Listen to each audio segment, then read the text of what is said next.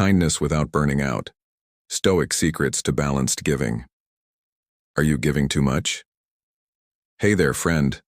Let's kick things off with a question that might hit close to home, one that many of us have felt deep in our bones at some point.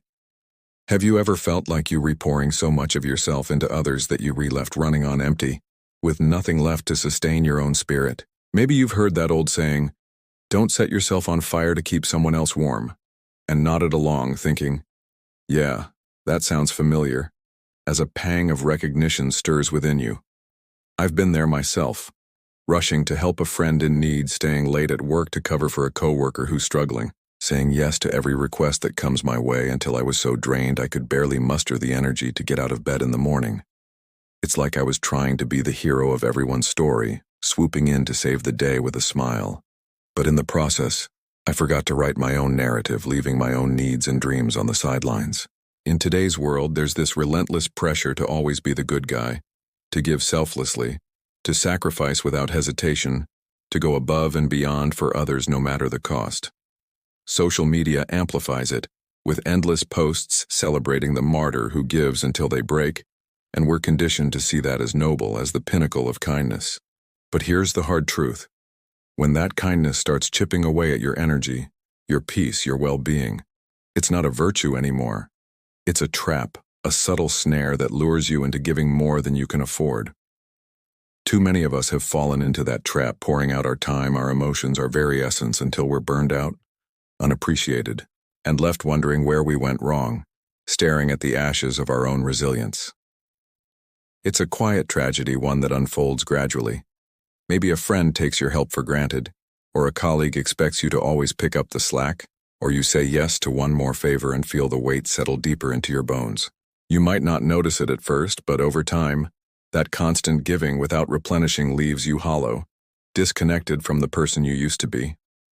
I've seen it in myself and others, the slow fade of joy, the creeping resentment, the exhaustion that no amount of coffee can cure.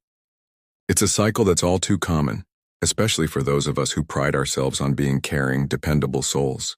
But what if there's a better way, a path that lets you offer kindness without losing yourself in the process?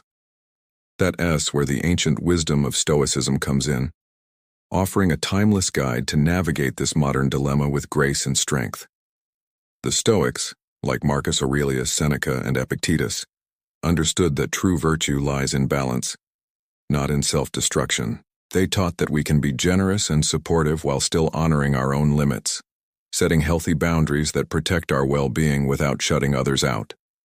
Today, we're diving into how these Stoic principles can help you give love without hurting, support others without disappearing from your own life, and transform your generosity into a source of strength rather than depletion. It's not about becoming selfish or turning away from those who need you. It's about learning to give from a place of abundance, not scarcity, ensuring you have enough left for yourself to thrive.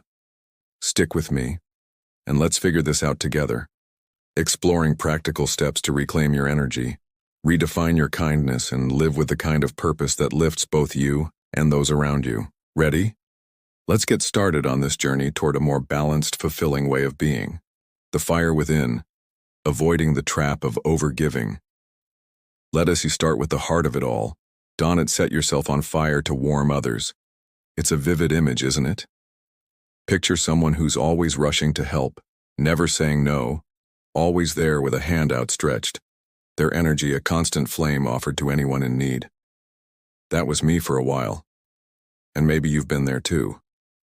I'd drop everything to fix a friend's problem, whether it was a late-night call to talk through their breakup or helping them move on a weekend ID plan to rest. I'd stay late to finish a project for a colleague, even when my own tasks were piling up, all while ignoring the little voice inside saying, "Hey, what about you?" Before I knew it, I was giving out pieces of myself until there was nothing left to give. My energy depleted, my patience frayed, my spirit dimmed. I'd look around, expecting someone to step in when I needed help. But, surprise, I was often standing alone, the echoes of my own sacrifices ringing hollow. Marcus Aurelius, that wise Stoic philosopher who navigated the pressures of leading an empire, would have seen this coming a mile away. He'd tell us that our first duty is to ourselves, a foundational principle of Stoic thought. Without taking care of our own well-being, our mental, emotional, and physical health, we can't truly be there for anyone else. It is like trying to pour from an empty cup. If there is nothing left to share, all your efforts to help become hollow, unsustainable gestures. Think of it like two gardeners living side by side, their plots of land a metaphor for their lives. The first gardener tends to their own plot with care, watering the flowers, pulling the weeds, ensuring the soil is rich, and the plants thrive under their attentive hands. Their garden becomes a vibrant sanctuary, bursting with colorful blooms and extra produce they can share with neighbors out of abundance. The second gardener, however, is driven by kindness that knows no bounds. They spend all their time helping everyone else's gardens, watering their neighbor's roses, pruning another's hedges, planting seeds for a friend, while leaving their own plot neglected. Over time, their garden wilts, the soil turning dry and cracked, the once promising plants drooping under the weight of neglect, yielding little because they forgot to nurture themselves. That second gardener is a mirror for so many of us who fall into the trap of overgiving. We mean well, our hearts full of generosity, but in our rush to help, we overlook our own needs, letting our roots wither while we tend to everyone else's growth. The Stoics would nudge us to pause before diving in, to reflect with intention. Ask yourself, is this help sustainable? Am I preserving my own well-being, or am I giving at the expense of my own vitality? It's not about stopping kindness altogether. It's about finding balance, ensuring that your generosity doesn't come at the cost of your own health. Take a moment to reflect on your own garden, that inner space where your energy, peace, and strength reside. Are you giving so much that your own roots are drying up, leaving you parched and unable to grow?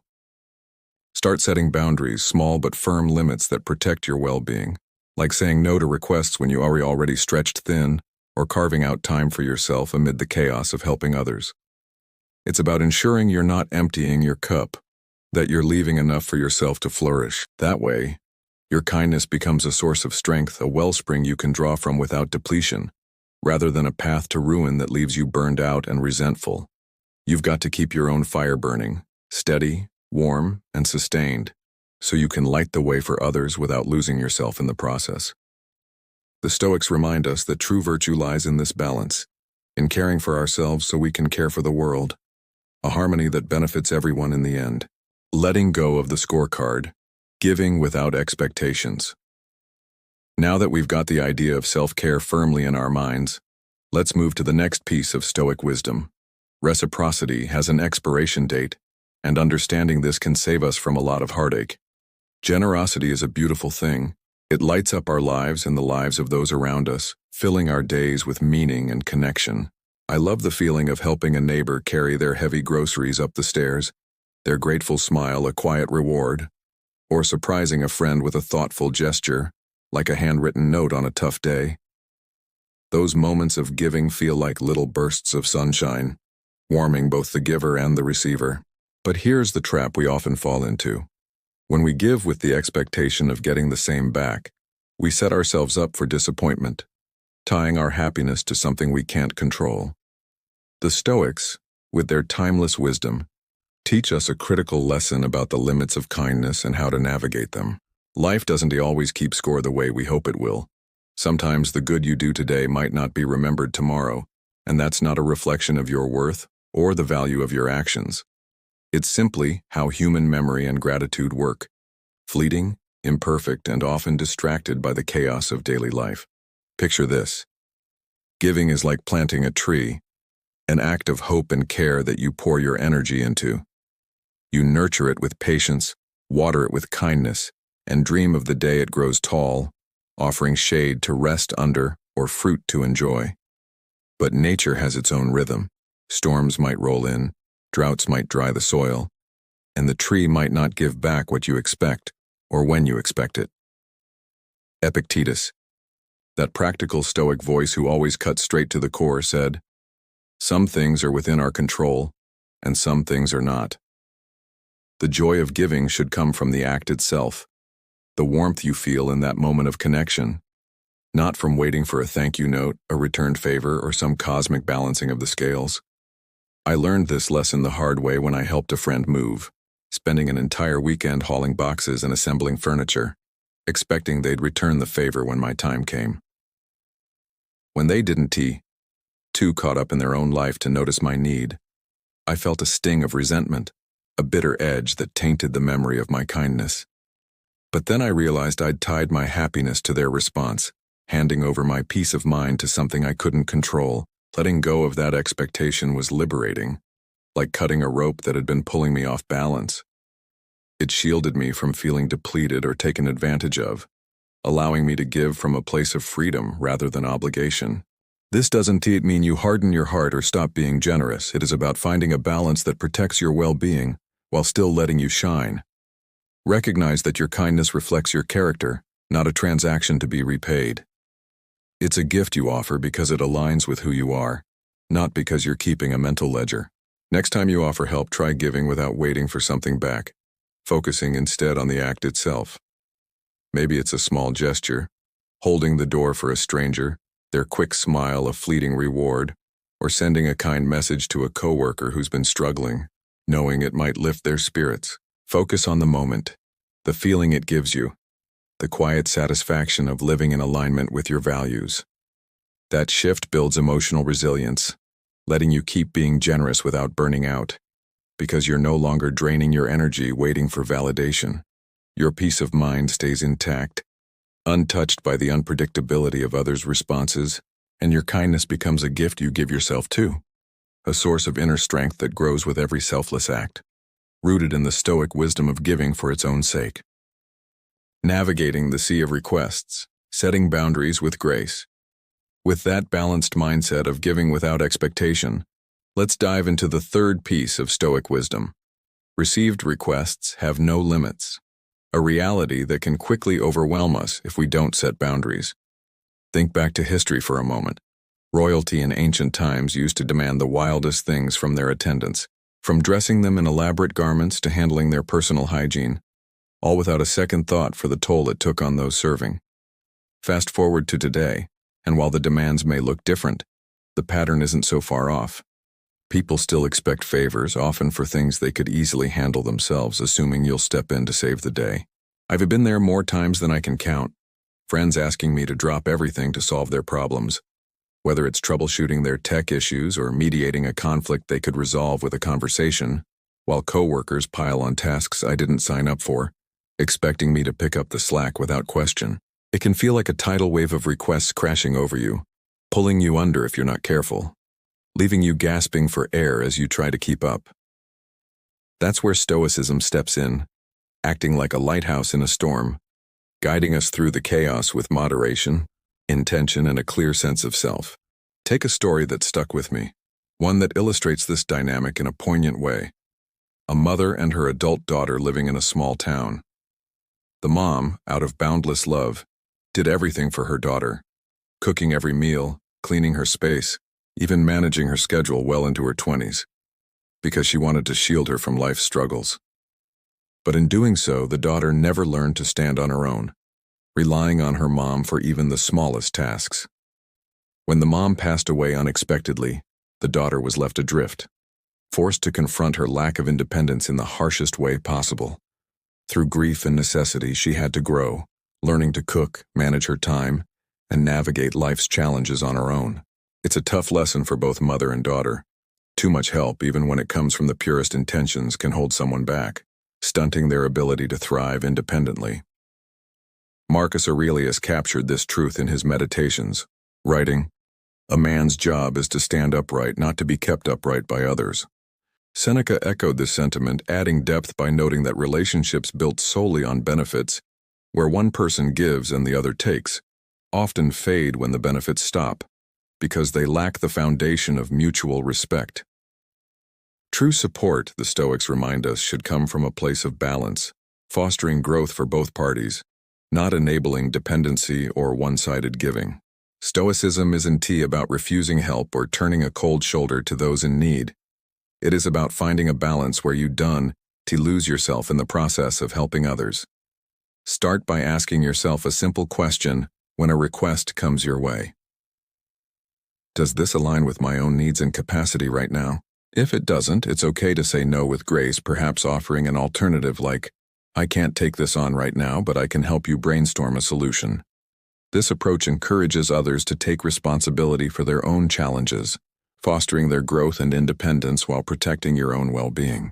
By valuing yourself for who you are, not just what you can give, you build authentic connections grounded in mutual respect, not obligation. It's a shift that transforms how you interact with the world, ensuring your generosity doesn't come at the expense of your own peace.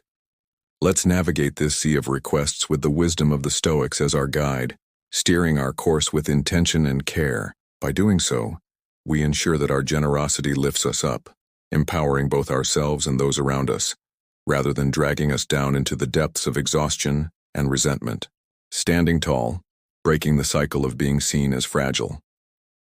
Let us take it a step further with the fourth piece of Stoic wisdom, being seen and treated as fragile, a subtle dynamic that can undermine your strength if left unchecked. Stoicism teaches us about building an inner fortress, a foundation of resilience, self-command, and clear boundaries that define your space and protect your peace. Here's the thing. When you're always bending over backward for others, constantly saying yes and putting their needs above your own, it can backfire in ways you might not expect. People might start seeing your generosity not as a strength but as a weakness, an open door to take advantage of your kindness. I've felt this sting myself, helping out so much that I became the go-to person for every little thing, the one friends called at midnight to fix their problems, the one colleagues relied on to handle their overflow work without hesitation. But when it came time to celebrate, to share in the victories or the spotlight, I was often overlooked, my efforts taken for granted.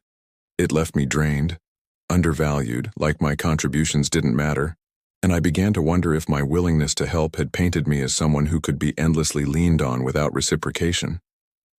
Cicero, a Stoic luminary whose words still resonate, nailed it when he said, "What you think of yourself is much more important than what others think of you." This isn't just a call to self-confidence. It is a Stoic reminder that setting boundaries with conviction isn't just about protecting your well-being. It's a declaration of self-worth, a powerful statement to the world that says, "I value myself and I expect you to do the same." That shift in how you carry yourself reshapes relationships, fostering mutual respect grounded in dignity rather than one-sided giving. But let's be honest, it's not always easy to make that change. Being the always available person can attract takers, those who lean on you heavily during their hard times but sideline you when the good times roll around, leaving you out of the joy while expecting you to shoulder the burdens. It's a bitter pill to swallow, a harsh reality that can leave you feeling used and invisible. Yet this experience becomes a Stoic exercise in discernment, a chance to sharpen your ability to spot genuine connections, those built on mutual care and respect, from opportunistic ones that drain you without giving back. The moment I started saying no, something remarkable shifted.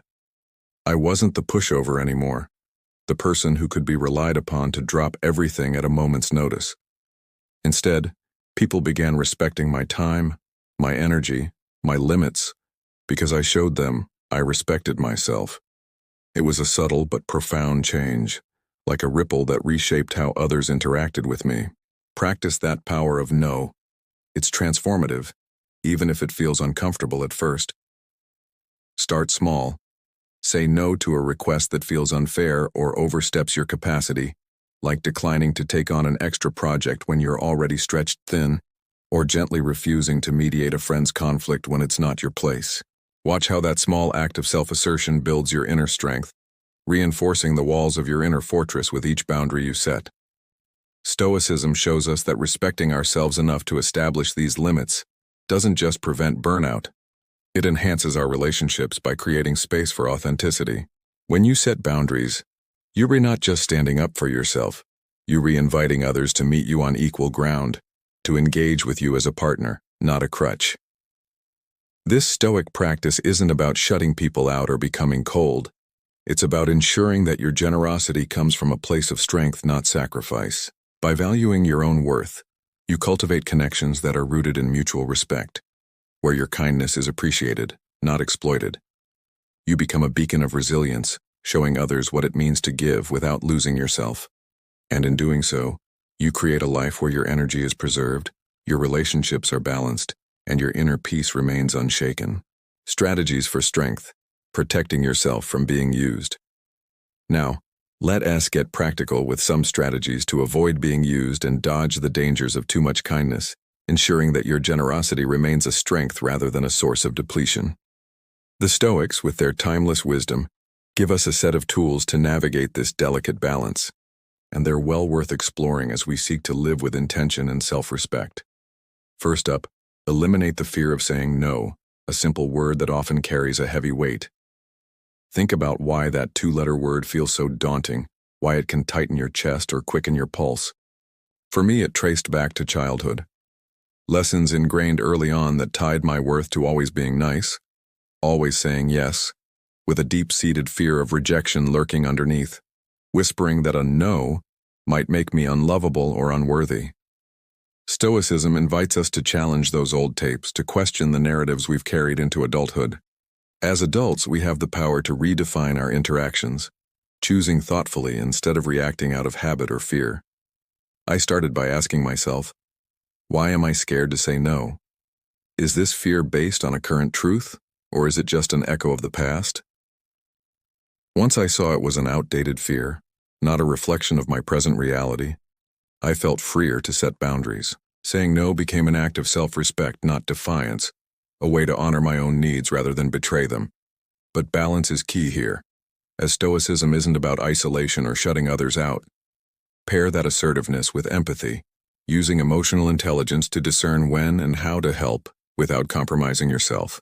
It's about finding a middle ground where your kindness benefits others while sustaining your own well-being, a harmony that allows you to give without losing yourself. The second strategy is to pay attention to your feelings, tuning into the emotional signals your body and mind send you. Stoicism nudges us toward introspection, encouraging us to guard our inner peace as a sacred space. When you help others, take a moment to notice how it feels in your heart and body. If it lifts you up, like a cloud floating high, light and free, that's a good sign your generosity is aligned with your well-being. But if you're left feeling exhausted, irritated, or exploited, it's a signal to pause and recalibrate. I learned this lesson the hard way when I kept saying yes to a friend's constant demands, always being the one to listen, to fix, to step in. Each time I felt drained, a heaviness settling into my bones, and that discomfort was my inner voice telling me I needed to pull back. Acknowledging that feeling wasn't self-deception or an excuse to withdraw. It was self-care, a recognition that my energy is finite and deserves protection. Let your feelings guide you like a compass, ensuring your generosity remains a joy, not a burden. If helping someone consistently leaves you feeling resentful or depleted, it is time to reassess how much you are giving and whether it is truly serving either of you. This Stoic practice of self-awareness helps you maintain boundaries that keep your kindness sustainable, preserving your peace while still allowing you to support those you care about. The third strategy is to see yourself as a priority, a concept that can feel foreign when you're used to putting others first. It's easy to master everything else, work, relationships, responsibilities, while neglecting your own well-being, letting your needs slip to the bottom of the list. Stoicism reminds us to nurture our soul, tending to our physical, emotional, and mental health with the same care we offer others. Carve out time for yourself, even if it is just a small pocket of your day. Maybe a quiet walk where you can hear your own thoughts, a hobby that brings you joy, or a moment to simply breathe and be. I started setting aside an hour each week just for me, guilt-free, whether it was reading a book, journaling, or sitting in silence with a cup of tea, and it felt like a gift, a sacred space where I could recharge. Honor your needs without apology. Forgive past missteps where you might have overextended yourself, and treat this journey as a chance for renewal. When demands invade your space, whether it as a friend, as urgent request, or a work task that could wait, say no when necessary, offering help only within your limits. Your personal revival comes first, because a well-nurtured self is the foundation from which true generosity flows. By prioritizing yourself, you ensure that your giving comes from a place of abundance, not scarcity, allowing you to support others without sacrificing your own vitality. Living the Stoic way, building a life of balance and joy. As we wrap up this journey, let's pull it all together, reflecting on the wisdom we've uncovered and how it can shape a more balanced, fulfilling life. We started with that probing question, have you been giving too much? A question that might have stirred memories of times when you felt stretched thin, pouring so much of yourself into others that you were left depleted. Through the lens of Stoic wisdom, we've uncovered a path to kindness that doesn't burn you out, a way to give that honors both your generosity and your well-being.